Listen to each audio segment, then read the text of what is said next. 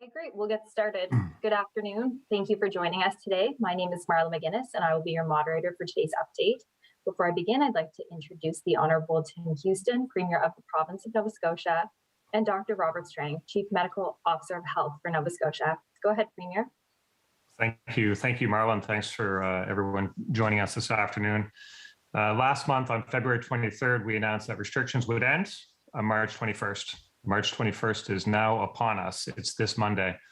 And I can tell you that every day, really every day for the last 2 years, but certainly every day since February 23rd, Dr. Strang's team at Public Health, and now Minister Thompson's team at the Department of Health, and CEO Karen Oldfield and her team at the Health Authority, every single day, all these people are tirelessly analyzing the data, running what-if scenarios, and really managing the system. And I just want to say they've done an absolutely incredible job. There are many talented, dedicated people making sure that your safety is front and center. And all in all, I still believe that what was laid out on February 23rd was and is the right course of action for Nova Scotia. The Vax Pass is gone. People are back at games and events. Capacity limits are going. The state of emergency is ending on Monday, and restrictions, for the most part, are ending on Monday as well. And I know many of us are nervous about ending restrictions. I certainly am. For 2 years, we've been conditioned to be afraid and nervous, and that's a difficult switch to flip the other way. But being nervous is normal. And as my dad always says, if you aren't nervous, you aren't ready. But I will tell you this, we can move forward. Because individually we have the tools to make responsible decisions, not only for ourselves, but for those around us. We know what to do. And I'm hearing from people, I'm seeing them on the streets, I'm hearing from people all the time who tell me that they plan on continuing to mask. They've made that choice. That's the right choice for them and those around them. And this is good. It means people are prepared and they can make those decisions to protect themselves and their loved ones safe. We can also move forward because collectively, we've stepped up and have amongst the highest community vaccination rates in the country. That's something we can be proud of, and we shouldn't ignore that. But, and there is a but, there is a tweak to that February 23rd announcement. There's no playbook for managing this pandemic. We make the best decisions we can with the information we have in front of us at any given point in time. We agonize over every decision. I know Dr. Strang especially has carried an incredible burden for 2 years now. And today we have new information. When we have new information, we reassess. We've listened to consistently through the pandemic, not just me, but premiers before me and public health before me have listened to respected community leaders when they speak up. And this week, 8 leading pediatricians spoke up. And I've listened carefully to that. And after speaking with Dr. Strang, and also reaching out to Dr. Link and listening very carefully, there is one update to Monday's removal of restrictions. We will be continuing to mask in schools until mid-April. School is essential. We've talked about this before, and the high level of importance that I place on education and the level of importance I place on children being in school. So listening to these respected experts, it is clear that the best decision based on today's information is to keep masking in schools for now until the middle of April. So mandatory masking remains in schools, hospitals, long-term care homes, and jails, congregate settings. Elsewhere, everywhere else, it is strongly recommended that you continue to mask. You have the tools to make the right decisions. And just like when you're crossing the road, you make the responsible decision to look both ways. You don't need the government to make it mandatory to do so. You intuitively know the right thing to do. And I believe and have confidence that Nova Scotians intuitively know the right thing to do with masking. It's been a bumpy road, and there will no doubt be bumps along the way as we move forward. But we are on the right road. I am very confident about that. And there'll be bumps ahead, for sure. But we're on the right road. And we should all have confidence in that. Dr. Strang, if you have anything to add.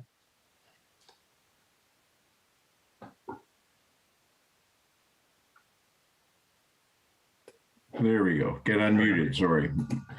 Thank you, Premier. Good afternoon, everybody. This week is the second anniversary of the first cases of COVID-19 in Nova Scotia. And reflecting on that, my thoughts turn to all that Nova Scotians have been through together these past 2 years, and especially to the families who've lost loved ones. I also want to take time to thank the many healthcare workers, public health staff, colleagues in government, and others for their tremendous work and dedication and commitment to protecting the health of and wellness of Nova Scotians for the past 2 years. Today, we know from the data on our positive PCR tests that there is still a fair amount of virus out there in communities across the province. For most healthy vaccinated people, we do know that the Omicron variant will continue to be a relatively mild illness. But for some, based on age and underlying health conditions, getting sick means that they're at significant risk of being admitted to hospital, and sadly, some are still dying. The pandemic is not over, which means that the need for all of us to keep doing our part isn't over yet either. As most of our province-wide public health restrictions lift on Monday, it is even more important than ever to continue to do those things that we know work to keep us and others safe. They've worked for the past 2 years, and it's not time to let go of them yet.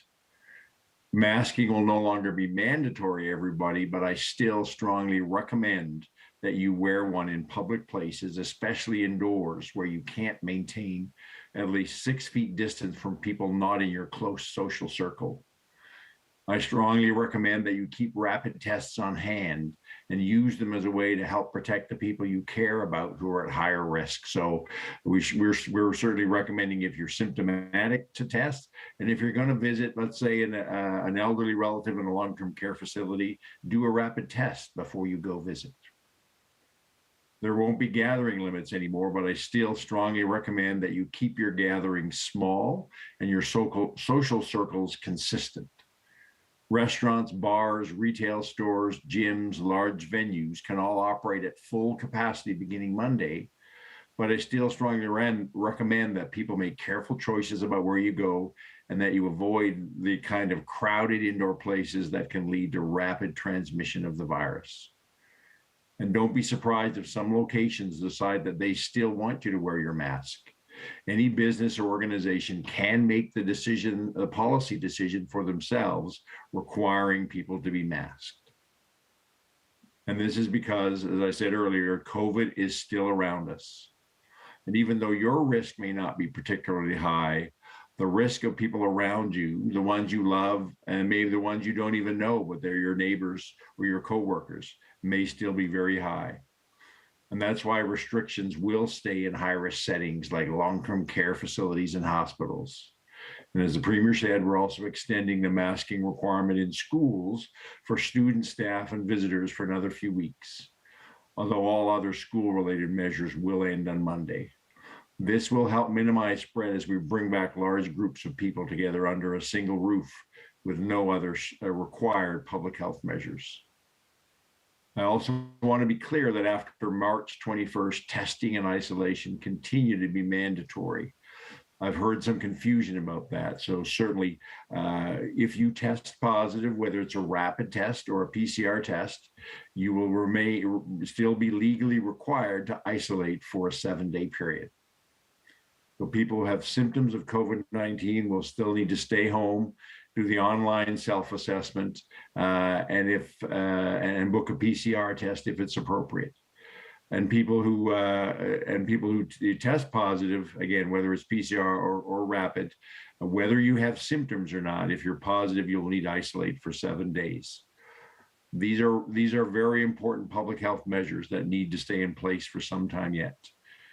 So the most important actions that individual Nova Scotians can take are to protect yourself and the loved ones around you and other people in your community. I've just outlined those, but another one is vaccination. If you're not fully vaccinated, it is not too late. And if you have a younger child who's ready for their second dose, please book that now. And if you're 18 or older and haven't gotten your booster dose, don't wait. unless you've had a recent infection, and then you have to wait the 3-month period. But as soon as you're able to, and if you haven't had a booster yet and you're over 18 or over, please get it now. This will give you the best possible protection against COVID-19, and by protecting yourself, you're protecting others as well.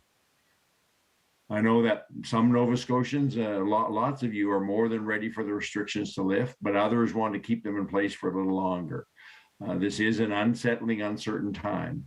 And while there's still good reason to be cautious, there's also reason to have hope. The pandemic is coming to an end. As we lift restrictions, we all need to understand our own personal risk and the risk of people around us, and take the precautions that are right for our situation. These personal actions are also acts of kindness and caring to others. And I continue to be humbled by the kindness and compassion that Nova Scotians have shown for one another for the last 2 years. So let's keep that going. This pandemic isn't over yet. It will end.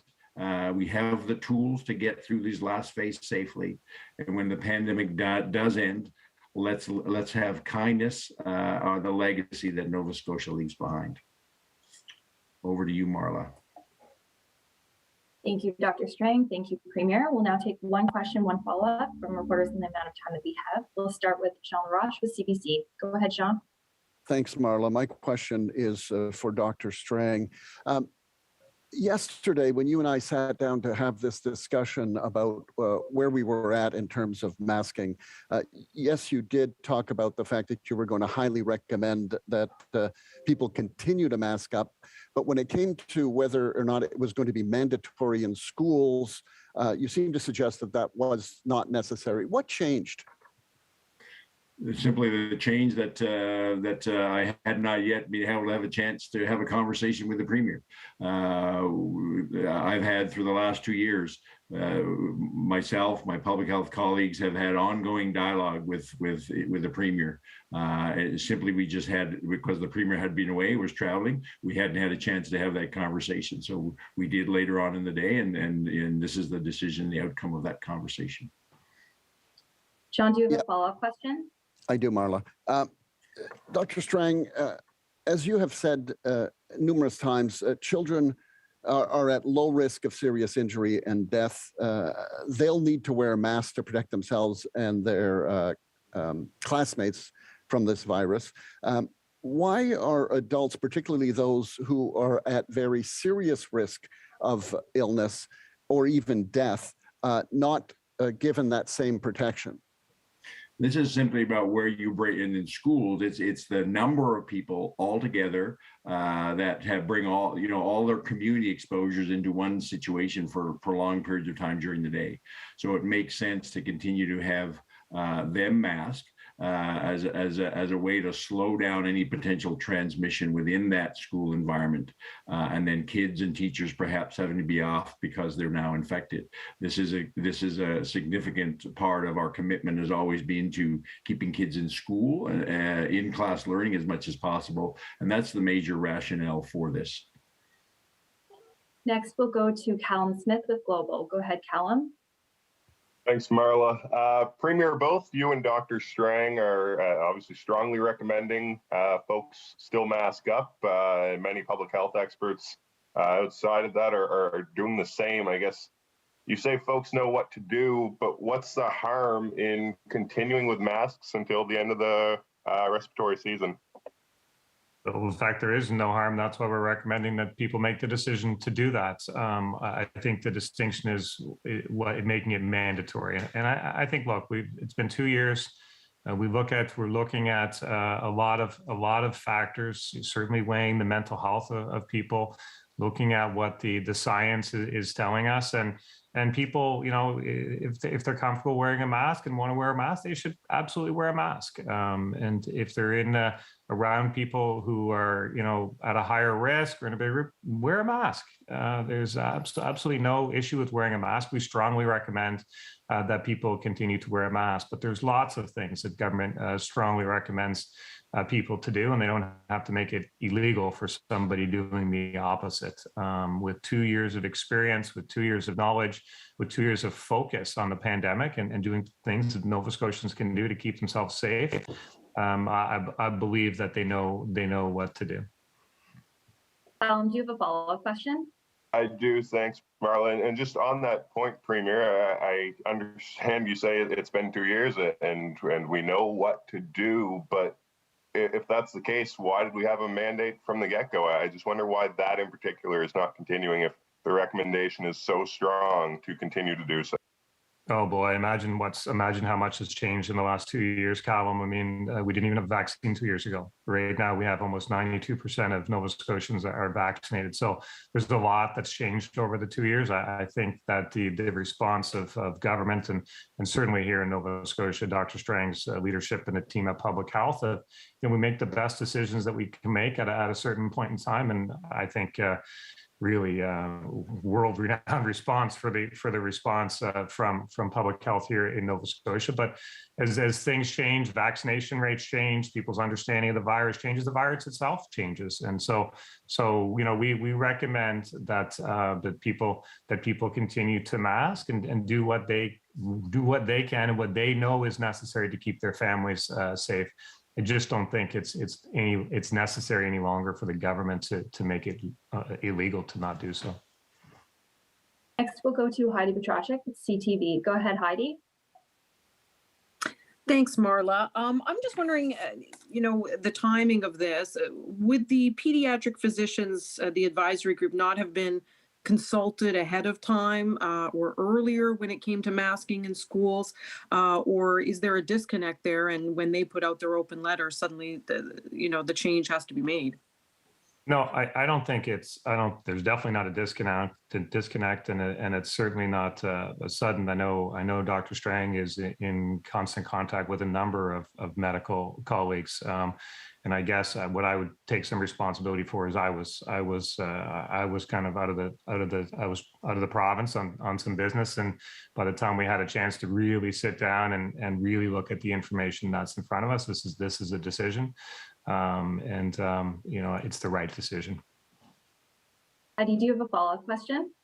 I do. Just wondering, when we look at other countries around the world who have gotten, loosened restrictions or eliminated restrictions, cases have gone back up. How prepared is this province to deal with that if it occurs? I mean, if Dr. Strang, if you want, but I think what I would say is like every population is so unique. I mean, there's different vaccination rates, there's different demographics. So, I mean, certainly there's we're keeping an eye on data elsewhere, but I mean, I don't think you just need to take one and transpose it over the population of Nova Scotia. But Dr. Strang.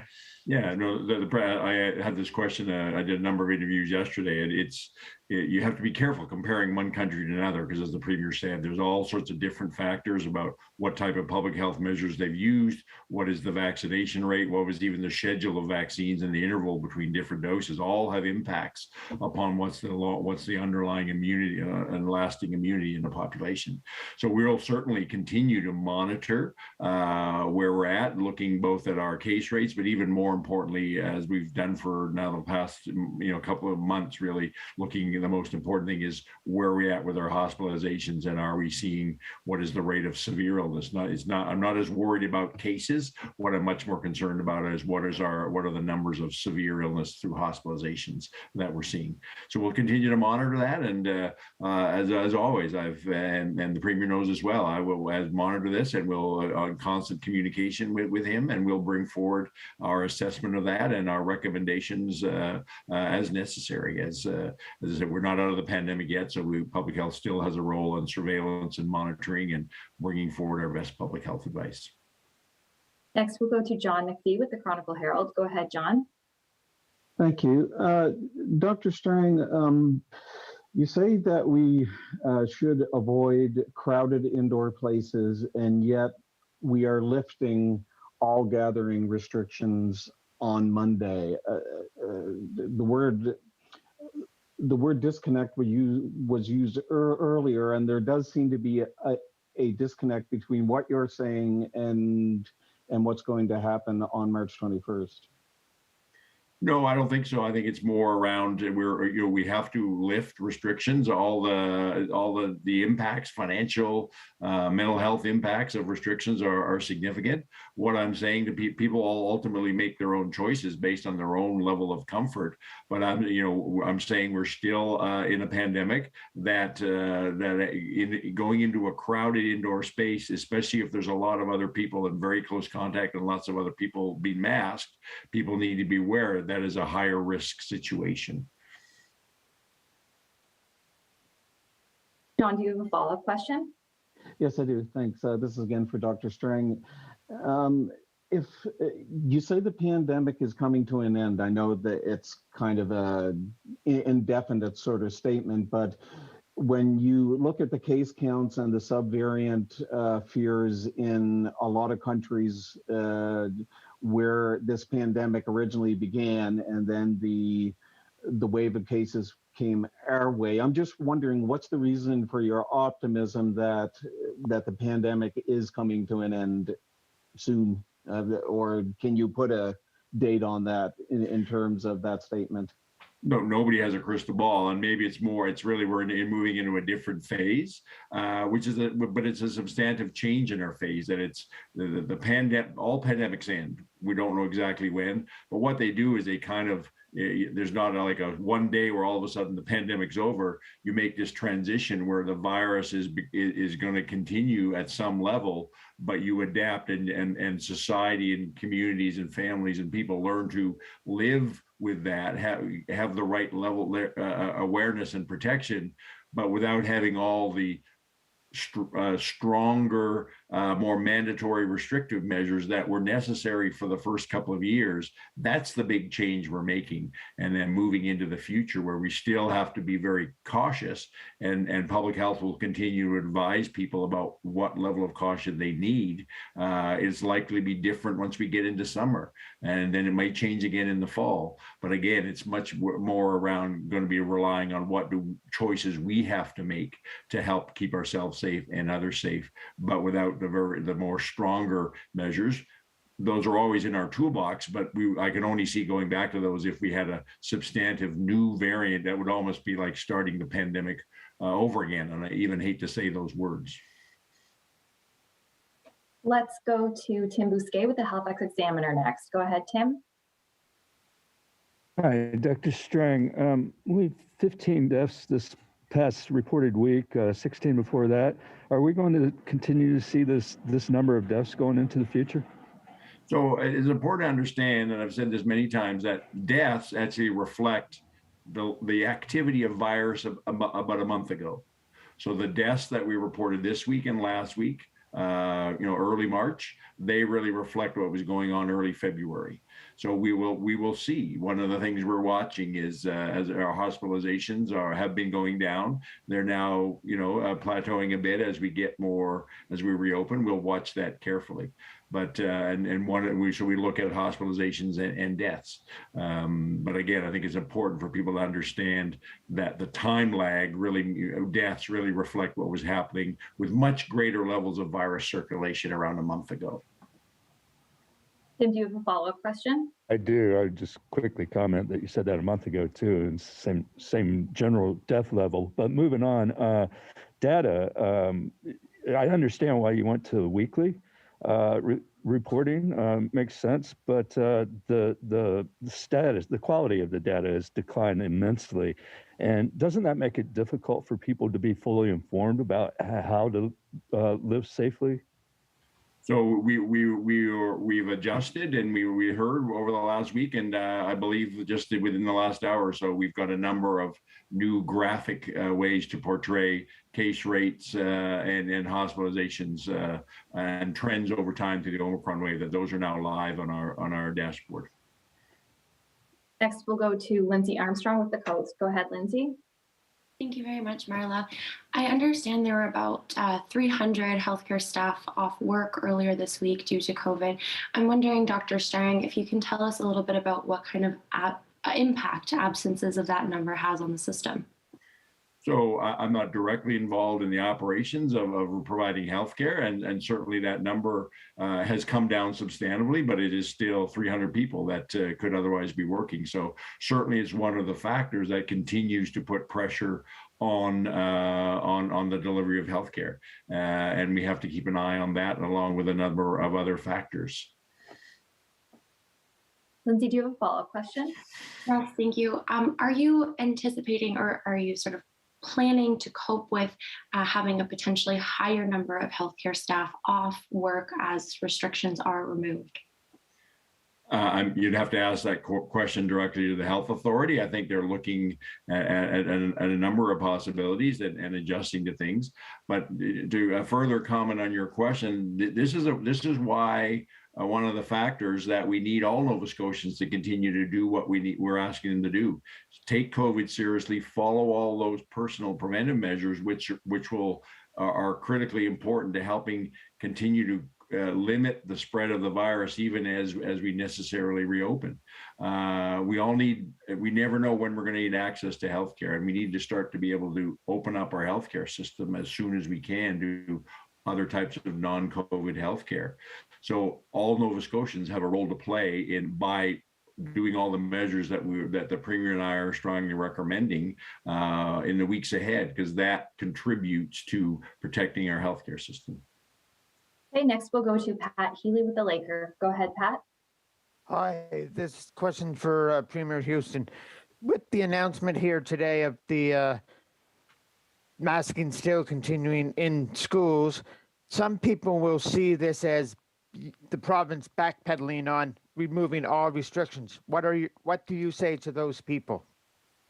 It's a pandemic, and pandemics are unpredictable by their nature. So I think as a province, we've always been honest about what's the right decision at a given point in time, based on the information at that point in time. So look, we're gonna continue mandatory masking in schools. That's the right decision for the province, based on all the information we have, and there will be many people that agree with it and many people that disagree with it, but that's not what's driving the decision. What's driving the decision is what's the right thing to do for Nova Scotians, and that's why it's being made. Pat, do you have a follow-up question? No, I do not. Thank you. Okay, let's move on to Loisanne Dort with the Guysborough Journal. Go ahead, Loisanne. Yes, hello, thank you.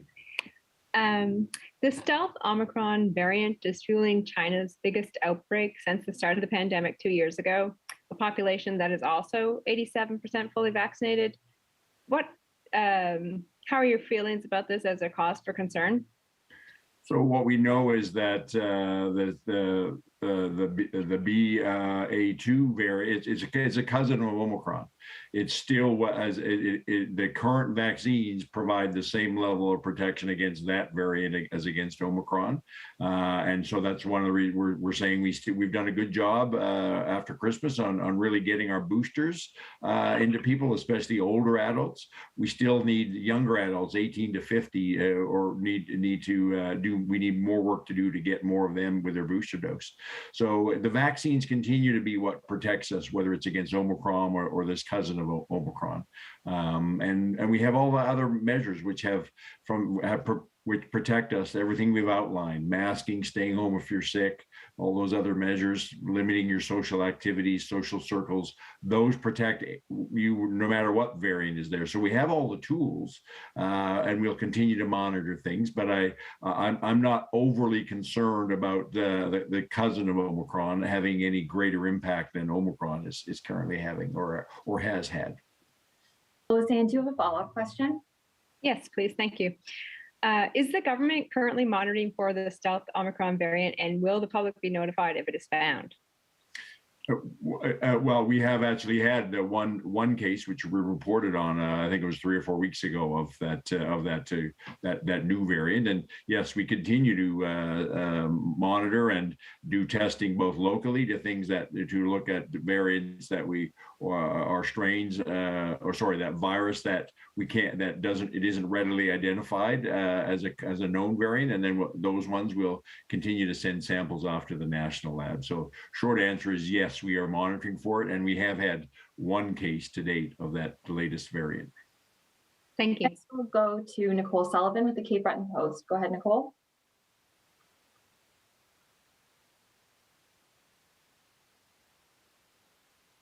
Nicole, are you there? Okay, let's move on to Adam Cook with Teleilo Community Television. Go ahead, Adam. Thank you very much, Marla. Dr. Strang, I'd like to ask you, how much does the case of the immunocompromised and the immunosuppressed factor into the current strategy for testing and monitoring COVID-19 in Nova Scotia? And further to that, what do you say to those within the immunosuppressed and immunocompromised community who have concerns with the swiftness of regulations being changed this coming Monday? Well, there's a lot in that. First of all, with the people with underlying health conditions, one of them being immune compromised, they're the group that we have maintained all along that they need to get a PCR test, because they're at a group where it's much more important to know for sure, have the most accurate test possible. So we have looked at that as part of our testing strategy. We've also made sure that those are groups with certain meet a certain definition of immune compromise. We've said follow the NACI recommendations, and they should have 4 doses, not 3 doses of vaccine. So we're making sure that they're following the expert advice on protection through vaccine for those groups.